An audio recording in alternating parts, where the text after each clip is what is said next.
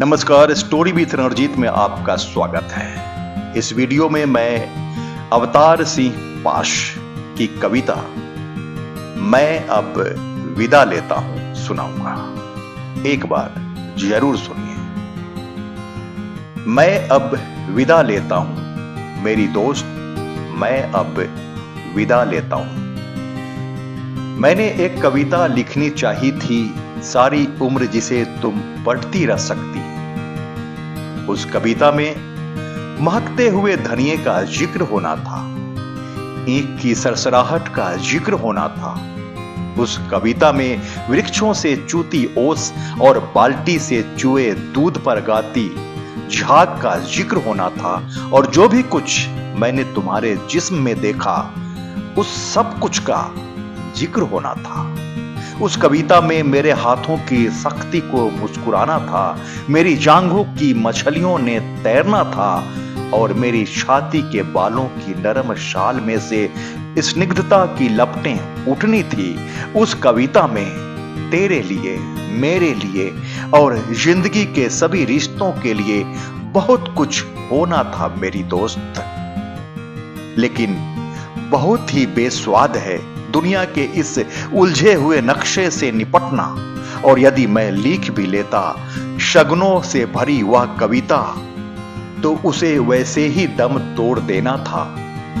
तुम्हें और तुझे छाती पर बिलखते छोड़कर मेरी दोस्त, कविता बहुत ही निःशब्द हो गई है। जबकि हथियारों के नाखून बुरी तरह बढ़ आए हैं और अब हर तरह की कविता से पहले हथियारों से युद्ध करना जरूरी हो गया है। युद्ध में हर चीज को बहुत आसानी से समझा लिया जाता है, अपना या दुश्मन का नाम लिखने की तरह। और इस स्थिति में मेरे चुंबन के लिए बड़े होठों की गोलाई को धरती के आकार की उपमा देना या तेरी कमर के लहरने की समुद्र के सांस लेने से तुलना करना बड़ा मजाक सा लगना था। सो मैंने ऐसा कुछ नहीं किया। तुम्हें मेरे आंगन में मेरा बच्चा खिला सकने की तुम्हारी ख्वाहिश को और युद्ध के समूचेपन को एक ही कतार में खड़ा करना मेरे लिए संभव नहीं हुआ। और अब मैं विदा लेता हूं मेरी दोस्त। हम याद रखेंगे कि दिन में लोहार की भट्टी की तरह तपने वाले अपने गांव के टीले रात को फूलों की तरह महक उठते हैं और चांदनी में पगे हुए टोक के ढेरों पर लेटकर स्वर्ग की गाली देना बहुत संगीतमय होता है। हाँ, यह हमें याद रखना होगा, क्योंकि जब दिल की जेबों में कुछ नहीं होता, याद करना बहुत ही अच्छा लगता है। मैं इस विदाई के पल शुक्रिया करना चाहता हूं उन सभी हसीन चीजों का जो हमारे मिलन पर तंबू की तरह तनती रहीं, और उन आम जगहों का जो हमारे मिलन से हसीन हो गई। मैं शुक्रिया करता हूं अपने सिर पर ठहरे जाने वाली तेरी तरह हल्की और गीतों भरी हवा का, जो मेरा दिल लगाए रखती थी तेरे इंतजार में। रास्ते पर उगे हुए रेशमी घास का, जो तुम्हारी लरजती चाल के सामने हमेशा बिछ जाता था। टिंडों से उतरी कपास का, जिसने कभी भी कोई उज्र न किया और हमेशा मुस्कुराकर हमारे लिए सेज बन गई। गन्नों पर तैनात पिंदियों का, जिन्होंने आने जाने वालों की भनक रखी। जवान हुए गेहूं की बल्लियों का, जो हमें बैठे हुए न सही लेटे हुए तो ढकती रही। मैं शुक्रगुजार हूं सरसों के नन्हे फूलों का, जिन्होंने कई बार मुझे अवसर दिया तेरे केशों से पराग केसर झारने का। मैं आदमी हूं, बहुत कुछ छोटा छोटा जोड़कर बना हूं, और उन सभी चीजों के लिए जिन्होंने मुझे बिखर जाने से बचाए रखा, मेरे पास बहुत शुक्राना है।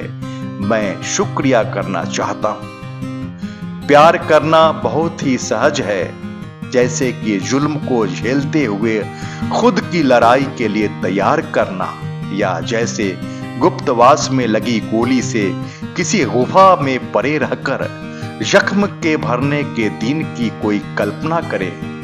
प्यार करना और लड़ सकना। जीने पर ईमान ले जाना मेरी दोस्त यही होता है। धूप की तरह धरती पर खिल जाना और फिर आलिंगन में सिमट जाना। बारूद की तरह भड़क उठना और चारों दिशाओं में गूंज जाना। जीने का यही सलीका होता है। प्यार करना और जीना उन्हें कभी ना आएगा जिन्हें जिंदगी ने बनिया बना दिया।